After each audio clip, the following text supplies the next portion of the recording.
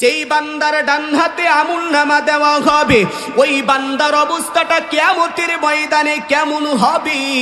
আল্লাহ বলেন ওই বান্দার ডান হাতে আমুলনামাটা পাইয়া হাসরের ময়দানে আল্লাহর বান্দা তার মাকে খুঁজে খুঁজে বাহির করিবে, তার বাবাকে হাসরের ময়দানে খুঁজে খুঁজে বাহির করবে, মাকে খুঁজে খুঁজে বাহির করিয়া মাকে বলবে, মা তোমার সন্তানের আমুলনামাটা আজ তাকাইয়া দেখো, তোমার সন্তানের আমুলনামাটা আল্লাহ ডান হাতে দান করেছেন। মাকে দেখাইয়া সন্তান আমুলনামাটা নিয়ে বাবার কাছে যাবে, বাবাকে বলবে, বাবা গো এই আমুলনামাটা পড়ে দেখো তোমার সন্তানের আমুলনামাটা কত ভালো।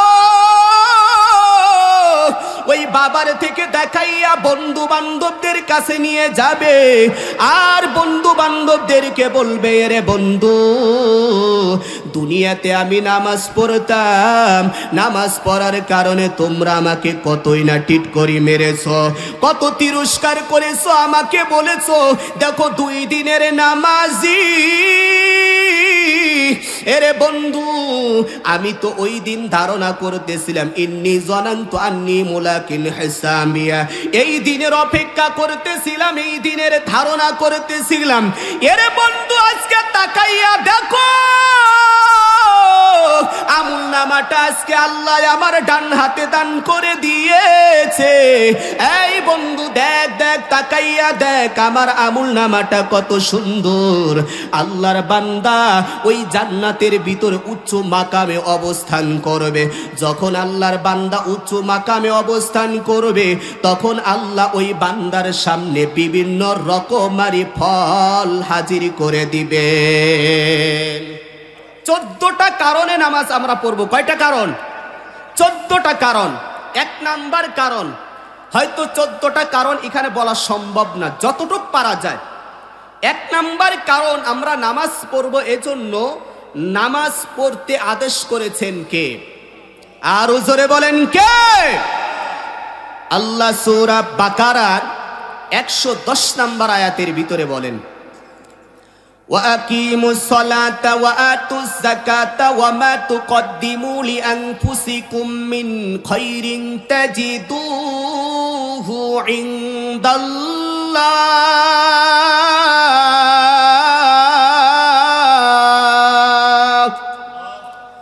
আল্লাহ বলেন وَأَقِيمُوا الصَّلَاةَ وَآتُوا الزَّكَاةَ, এই বান্দা তুমি নামাজ কায়েম করো, যাকাত আদায় করো। وَمَا تُقَدِّمُوا لِأَنفُسِكُم مِّنْ خَيْرٍ تَجِدُوهُ عِندَ اللَّهِ, আর তোমরা আখিরাতের জন্য যা কিছু পাঠাইয়া দিবা, যেটা তোমরা পাঠাইয়া দিবা ওটা আল্লাহ তাআলার নিকট তোমরা উত্তমভাবে গ্রহণ করতে পারবা। তে নামাজ পড়ব, নামাজ পড়ে যাকাত আদায় করে যা কিছু নেকি পাঠাবো এই নেকিগুলো আল্লাহর থেকে উত্তম ভাবে গ্রহণ করতে পারবো। কিভাবে? উত্তম ভাবে। উত্তম ভাবে মানে আমি নামাজ পড়লাম এক ওয়াক্ত নামাজের সওয়াব আল্লাহ শুধু এক ওয়াক্তই দান করবেন না, বরং এক ওয়াক্ত নামাজের বিনিময়ে আল্লাহ তাআলা 10 ওয়াক্ত নামাজের সওয়াব দান করবেন। আর জোরে চিল্লায়া বলেন সুবহানাল্লাহ। শুধু এটাই দান করবেন না, আখিরাতে আল্লাহ তাআলা বান্দাকে যদি ইচ্ছা করেন বিগৈরি হিসাব ওই বান্দাকে হিসাব ছাড়া আল্লাহ নেকি দান করবেন। তাহলে 1 নাম্বার নামাজ পড়বো আমরা কেন? আল্লাহ আমাদেরকে নামাজ পড়তে বলেছেন এজন্য। 1 নাম্বার কেন নামাজ পড়বো? সবাই বলেন। আল্লাহ হুকুম করেছেন আল্লাহর হুকুম পালন করার জন্য। 2 নাম্বার কারণ আমরা কেন নামাজ পড়ব? নামাজ পড়ার 2 নাম্বার কারণ হলো নামাজের মাধ্যমে মুমিন বান্দা বান্দিরা সফলতা অর্জন করতে পারে। নামাজের মাধ্যমে কি করতে পারে? সফলতা অর্জন করতে পারে। সূরাতুল মুমিনুন, সূরা মুমিনুনের 1 এবং 2 নাম্বার আয়াতের ভিতরে আল্লাহ তাআলা বলেন, قد أفلح المؤمنون الذين هم في صلاتهم খাশিউন।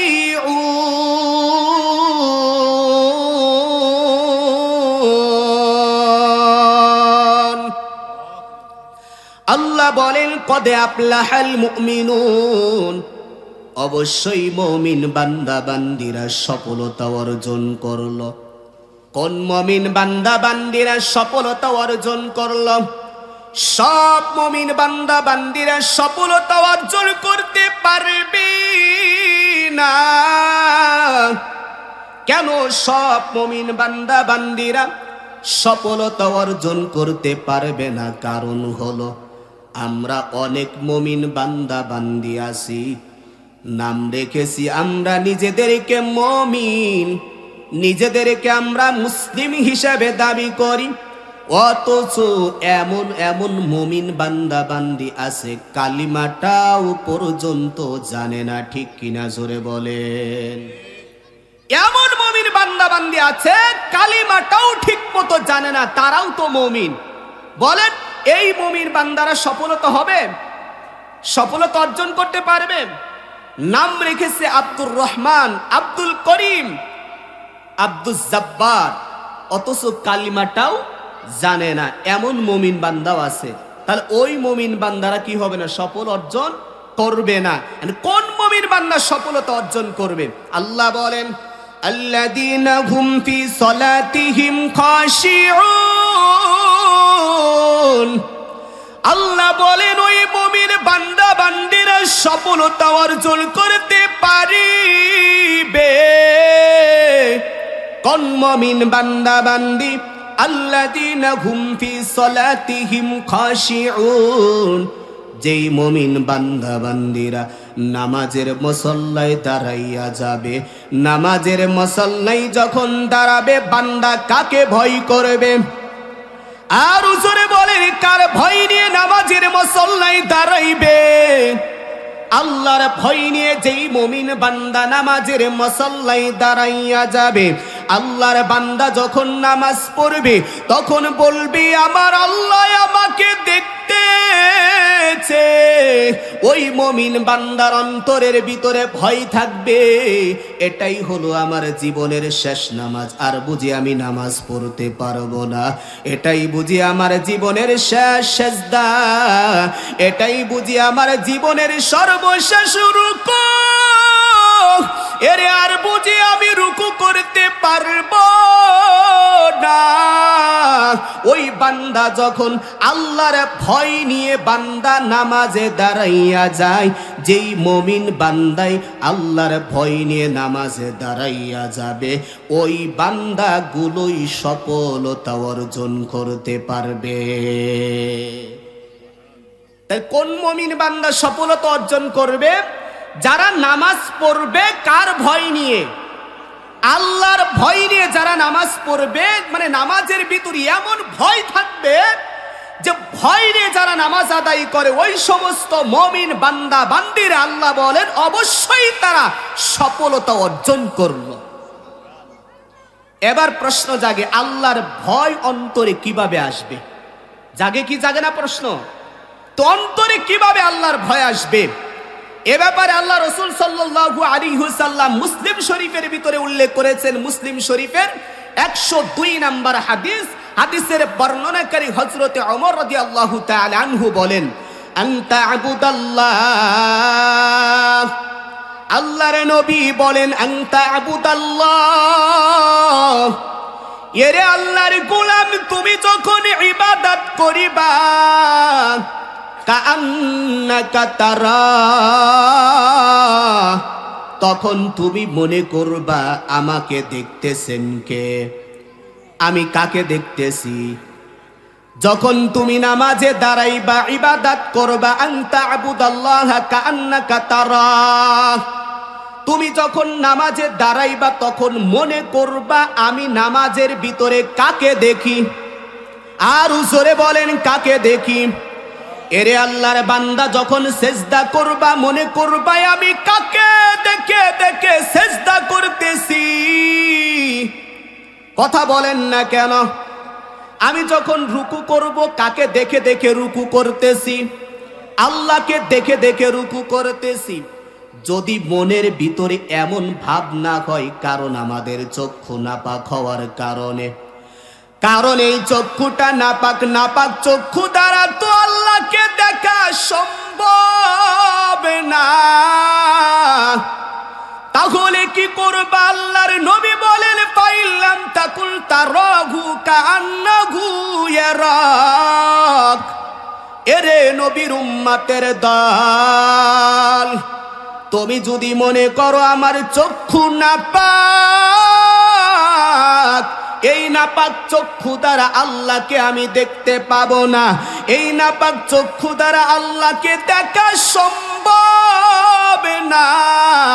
মায়ার নবী বলেন যদি তোমার এমনটা মনে হয় আমি আল্লাহকে দেখতে পাবো না, তাহলে তুমি কমপক্ষে মনে করো আমি নামাজে দাঁড়াইয়া গেলাম, দেখে কে আমাকে? আর জোরে বলেন কে দেখে? আমি সেজদা করি দেখে কে? আমি রুকু করি দেখে কে?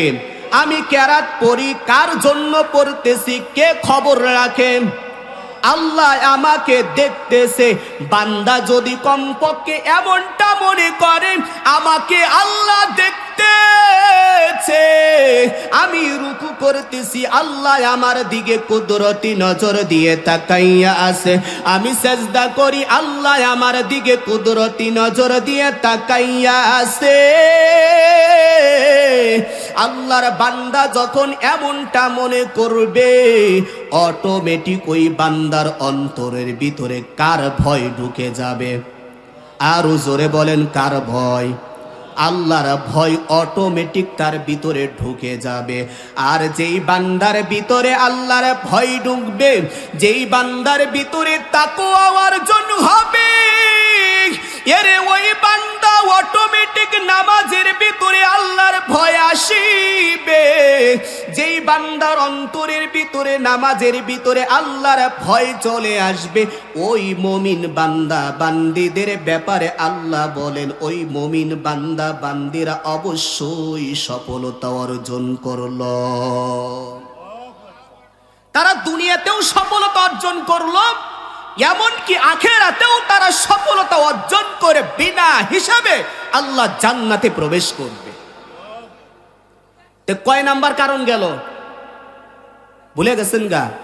এক নাম্বার কারণ ছিল আল্লাহর হুকুম, দুই নাম্বার কারণ হলো নামাজ পড়বো, এর জন্য নামাজের মাধ্যমে সফলতা অর্জন করা যায়, দুই নাম্বার কারণ।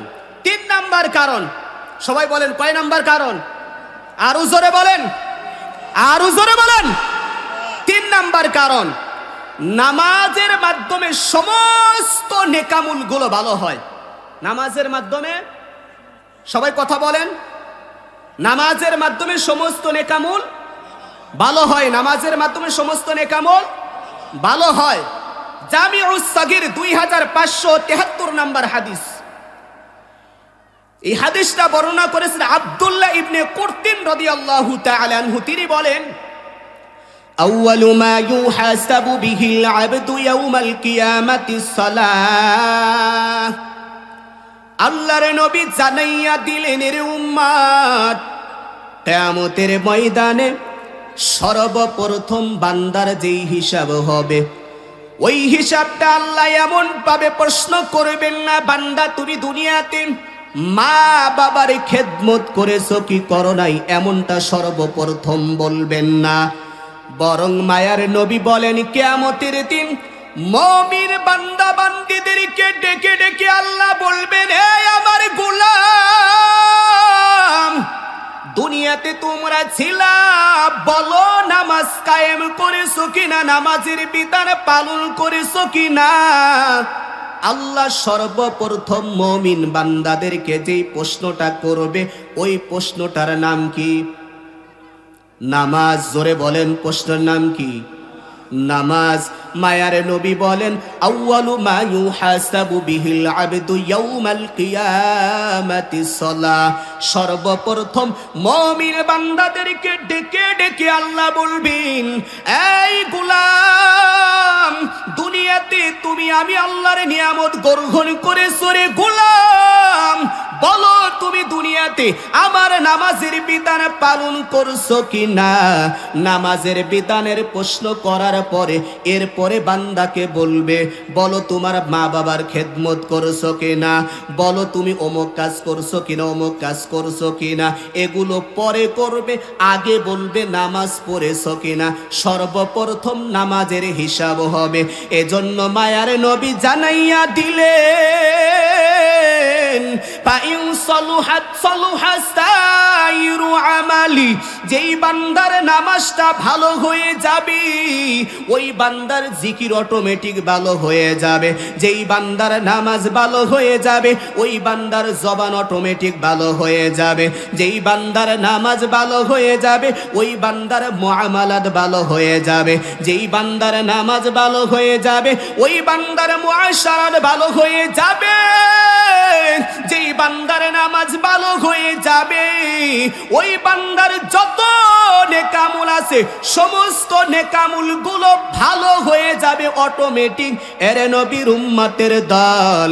আর যেই বান্দার নামাজটা নষ্ট হয়ে যাবে, মায়ার নবী বলেন ওয়া ইন ফাসাদাত ফাসাদা সাইরু আমালি, যেই বান্দার নামাজ নষ্ট হয়ে যাবে ওই বান্দা যদিও কুরআন তেলাওয়াতকারী হয় তার তেলাওয়াত নষ্ট হয়ে যাবে।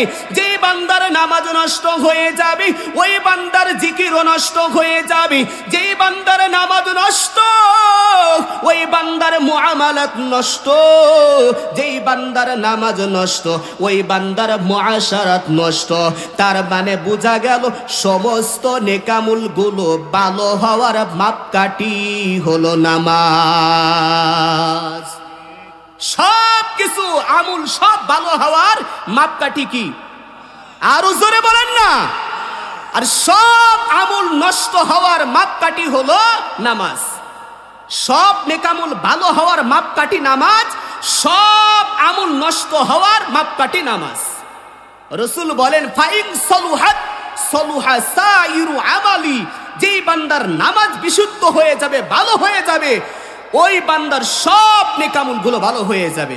আর যেই বান্দার নামাজ নষ্ট হয়ে যাবে ওই বান্দার সমস্ত নেকামল গুলোও নষ্ট হয়ে যাবে। কে বলেছেন? আমি বলছি না, রাসূল। আরো জোরে বলেন। রাসূল বলেছেন। তা কয়টা কারণ গেল? আরো জোরে বলেন না। সবাই বলেন, সবাই বলেন, পিছন থেকে বলেন। 4, 5, 6, 7, 8 বলেন কয়টা? 4, 5, 6, 7, 8। এই 5টা কারণ একটা হাদিসের মাধ্যমে বলবো। নামাজের মাধ্যমে বলেন, নামাজের মাধ্যমে 4th নাম্বার, নামাজের মাধ্যমে রিজিকের যত সমস্যা আছে সমস্ত সমস্যা দূর করে দেন কে? আরো জোরে বলেন। আল্লাহর নবী বলেন, হাদিসের ভিতরে বলেন, মান হাফাজা আলাস সালাওয়াত, আল্লাহর নবী বলেন মান হাফাজা আলাস সালাওয়াত আকরামাহুল্লাহু তাআলা বিখামসি খিসাল। মায়ার নবী বলেন, যেই উম্মত নামাজের ভিতরে যত্নবান হবে আল্লাহ তাআলা ওই বান্দাকে 5টা বৈশিষ্ট্য দিয়ে সম্মান দান করবেন। কয়টা? আরো জোরে বলেন। 1 নাম্বার বৈশিষ্ট্য হলো ইয়ারফাউ আনহু দিকাল আইশ, ওই বান্দার রিজিকের যত সমস্যা আছে সমস্ত সমস্যা দূর করে দিবেন কে? নামাজের মাধ্যমে রিজিকের ফায়সালা করে দেন কে? আল্লাহ। এটা কয় নাম্বার কারণ গেল? আরো জোরে বলেন। এর ভিতরে একটা ঘটনাও আছে, সাহাবা ইকরামের যুগের একটা ঘটনা আছে। ঘটনা এখানে বলা সম্ভব না, সংক্ষিপ্ত আকারে বলতেছি যে 4 নাম্বার কারণ নামাজের মাধ্যমে কি হয়? রিজিকের সমস্যা দূর হয়ে যায়। এখন আমরা যারা ব্যবসা বাণিজ্য করি, যারা কর্মচারী কর্ম করতে থাকি, বা কৃষক কৃষিকাজ করতে থাকি, ড্রাইভারিং করি, যারা যা কিছু করতেছি আমাদের সব কিছুর মূল কি বলেন তো? সব কিছুর মূল রিজিক। সব কিছুর মূল কি? রিজিক। দেখেন, যারাই যেই কাজ করে, ব্যবসা করেন, তার চিন্তা ভাবনা কি? আমি এর মাধ্যমে কিছু ইনকাম করব, আমার পরিবার পরিজন তাদেরকে নিয়ে সুন্দরভাবে চলবো, এটাই তো উদ্দেশ্য। সবারই উদ্দেশ্য একই। এই যে সমস্ত কিছুর উদ্দেশ্য এক, যে রিজিক, আর আল্লাহ বলতেছে, আল্লাহ রসুল বলতেছেন আর নামাজের মাধ্যমে আল্লাহ তাআলা রিজিকের সমস্যা দূর করে দিবেন। এটা 4 নাম্বার কারণ। 5 নাম্বার কারণ ওয়া আযাবাল কবরি, আল্লাহ তাআলা কবরের আযাব উঠাইয়া দিবেন। আরো জোরে বলেন না সুবহানাল্লাহ। তে নামাজের মাধ্যমে কবরের আযাব কি হয়ে যাবে? উঠাইয়া যাবে, মানে আল্লাহ উঠাইয়া দিবেন। তো কবরের আযাবটা কেমন ভয়ানক, এটাও আজকে আলোচনার বিষয় না। এই কবরের বিষয় নিয়ে আলোচনা করতে আরো দীর্ঘ সময় দরকার। তে আমরা কি পাইলাম? 5 নাম্বার কারণ পাইলাম, নামাজের মাধ্যমে কবরের আযাব কি হয়? দূর হয়ে যায়। নামাজের মাধ্যমে কবরের আযাব দূর হয়ে যায়। 6 নাম্বার কারণ, নামাজি বান্দাদেরকে আল্লাহ তাআলা কিয়ামতের ময়দানে ডান হাতে আমলনামা দান করবেন। আরো জোরে বলেন সুবহানাল্লাহ। আল্লাহ রাসূল বলেন ওয়া ইউতিহুল্লাহু কিতাবাহু বিয়ামিনি,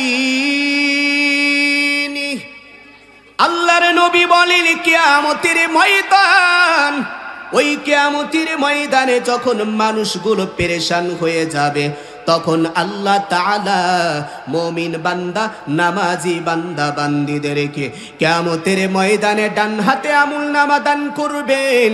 তার ডান হাতে আমলনামাটা পাবে, ওই বান্দার অবস্থাটা হবে কেমন? আল্লাহর নবী কেমন বলবেন যে কেমন অবস্থাটা হবে? এমন অবস্থার কথা আল্লাহ তাআলা সূরা হক্কার 18 নম্বর আয়াত থেকে 23 নম্বর আয়াতের ভিতরে জানাইয়া দিলেন। কিয়ামতের ময়দানে বান্দার ডান হাতে যখন আমলনামা দেওয়া হবে, আমলনামাটা পাইয়া বান্দা কেমন অনুভব করবে? এরে নবীর উম্মতের দল, আল্লাহ জানাইয়া দিলেন ফাআম্মা মান উতিয়া কিতাবাহু বিয়ামিনি ফায়াকুলু হাউম ইকরাউ কিতাবিয়া ইন্নী যানানতু আন্নী মুলাকিন হিসাবিয়া ফাহুয়া ফি ঈশাতির রাদিয়া ফি জান্নাতিন আলিয়া কুতুফুহা দানিয়া কুলু ওয়াশরাবু হানিআন বিমা আসলাফতুম ফিল আইয়ামিল খালিয়া। যেই বান্দার ডান হাতে আমলনামা দেওয়া হবে, ওই বান্দার অবস্থাটা কিয়ামতের ময়দানে কেমন হবে? আল্লাহ বলেন ওই বান্দার ডান হাতে আমলনামাটা পাইয়া হাসরের ময়দানে আল্লাহর বান্দা তার মাকে খুঁজে খুঁজে বাহির করিবে, তার বাবাকে হাসরের ময়দানে খুঁজে খুঁজে বাহির করবে। মাকে খুঁজে খুঁজে বাহির করিয়া মাকে বলবে, মা তোমার সন্তানের আমলনামাটা আজ তাকাইয়া দেখো, তোমার সন্তানের আমলনামাটা আল্লাহ ডান হাতে দান করেছেন। মাকে দেখাইয়া সন্তান আমলনামাটা নিয়ে বাবার কাছে যাবে, বাবাকে বলবে, বাবা গো এই আমলনামাটা পড়ে দেখো, তোমার সন্তানের আমলনামাটা কত ভালো। ওই বাবার থেকে দেখাইয়া বন্ধু বান্ধবদের কাছে নিয়ে যাবে, আর বন্ধু বান্ধবদেরকে বলবে, রে বন্ধু দুনিয়াতে আমি নামাজ পড়তাম, নামাজ পড়ার কারণে তোমরা আমাকে কতই না টিট করি মেরেছ, কত তিরস্কার করেছ, আমাকে বলেছ দেখো 2 দিনের নামাজি। এরে বন্ধু আমি তো ওই দিন ধারণা করতেছিলাম ইন্নী যানানতু আন্নী মুলাকিন হিসাবিয়া, এই দিনের অপেক্ষা করতেছিলাম, এই দিনের ধারণা করতেছিলাম। এরে বন্ধু আজকে তাকাইয়া দেখো আমলনামাটা আজকে আল্লাহ আমার ডান হাতে দান করে দিয়েছে। এই বন্ধু দেখ দেখ, তাকাইয়া দেখ আমার আমলনামাটা কত সুন্দর। আল্লাহর বান্দা ওই জান্নাতের ভিতরে উচ্চ মাকামে অবস্থান করবে। যখন আল্লাহর বান্দা উচ্চ মাকামে অবস্থান করবে, তখন আল্লাহ ওই বান্দার সামনে বিভিন্ন রকমারি ফল হাজির করে দিবেন। যে বান্দার সামনে বিভিন্ন রকমের ফল আনবে। ফল আনার পরে ওই বান্দা ফলগুলো দেখবে, দেখার পরে কি বলবে জানেন? যে বান্দা কি বলবে? আল্লাহ তাআলা সূরা বাকারা 23 নম্বর আয়াতের ভিতরে বলেন যে বান্দা ওই ফলগুলো দেখা মাত্রই কি বলবে? বান্দা বলবে কুল্লামা রুজিকু মিনহা মিন সামারাতির রিজকা ক্বালু হাদাল্লাযী রুজিকনা মিন ক্বাবলু ওয়া উতু বিহি মুতাশাবিহা ওয়া লাহুম ফিহা আজওয়াজুম মুতাহহারা। আল্লাহর বান্দা ফলগুলো দেখা মাত্রই বলবে ওয়া উতু বিহি মুতাশাবিহা, আর এই ফল তো আমাদেরকে দুনিয়াতে দেওয়া হয়েছে, এই আঙ্গুর তো আমাদেরকে দুনিয়াতে দেওয়া হয়েছে, এই কমলা তো আমাদেরকে দুনিয়াতে দেওয়া হয়েছে রে নবীর উম্মত। ওই দিন বান্দা ফলগুলো দেখে দেখে এমনটা বলবেন, এই আঙ্গুর, এই কমলা, এই বেদেনা, এই আপেল আমরা দুনিয়াতে পেয়েছি।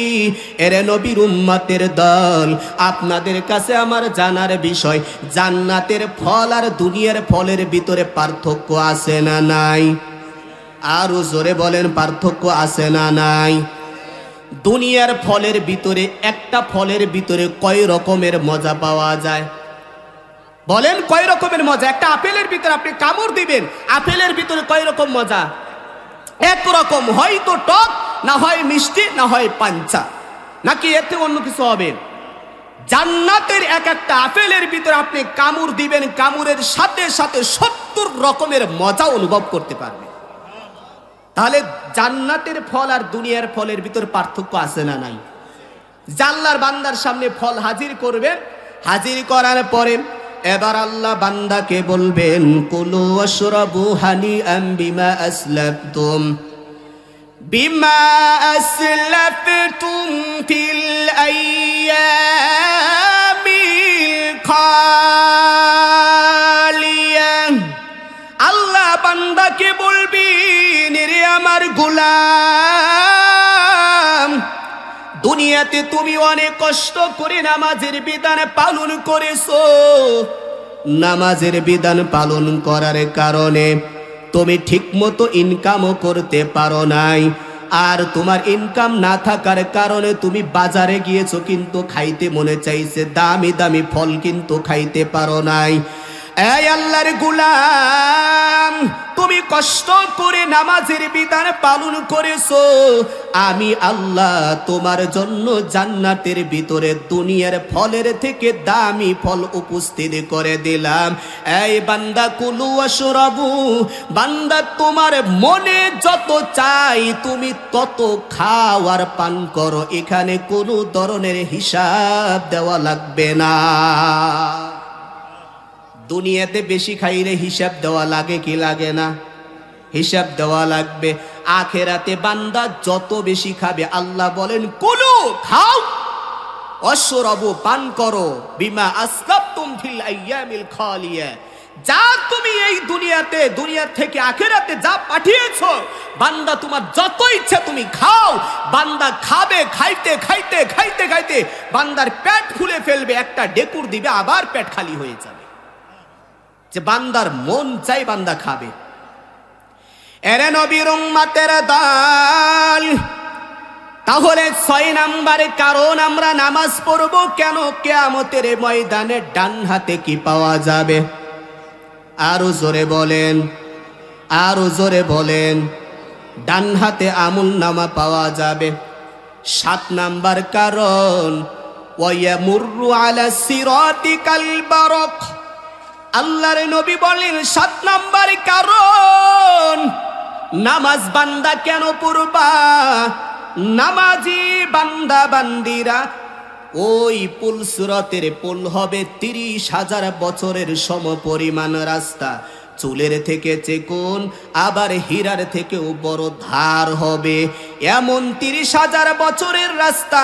নামাজি বান্দা বিজলি যেমন চমকায়, এই বিজলি চমকানের সাথে সাথে আল্লাহর বান্দা সেকেন্ডের ভিতরে পার হইয়া জান্নাতে চলে যাবে। 30,000 বছরের রাস্তা। আল্লাহ রাসূল বলে ওয়ায়ামুরু আলা সিরাতি কাল বারক, ওই বান্দা বিজলি চমকানের মতো করে 1 সেকেন্ডের ভিতরে 30,000 বছরের রাস্তা অটোমেটিক পার হয়ে উপরে চলে যাবে। কিসের বরকত? আরো জোরে বলেন। 8 নাম্বার কারণ ওয়ায়াদখুলুল জান্নাতা বিগাইরি হিসাব, বান্দা বিনা হিসাবে আল্লাহ জান্নাতে চলে যাবে। আরো জোরে বলেন না সুবহানাল্লাহ। তা আমরা কয়টা কারণ পাইলাম?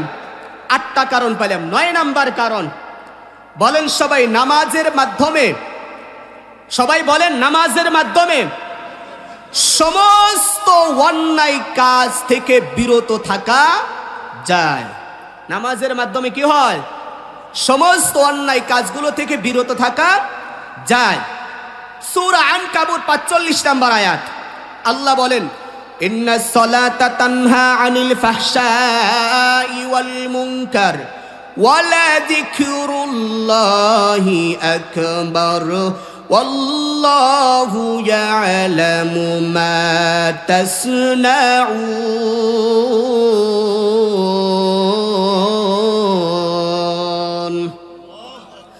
আল্লাহ বলেন, ইন্নাস সালাতা তানহা আনিল ফাহশাই ওয়াল মুনকার।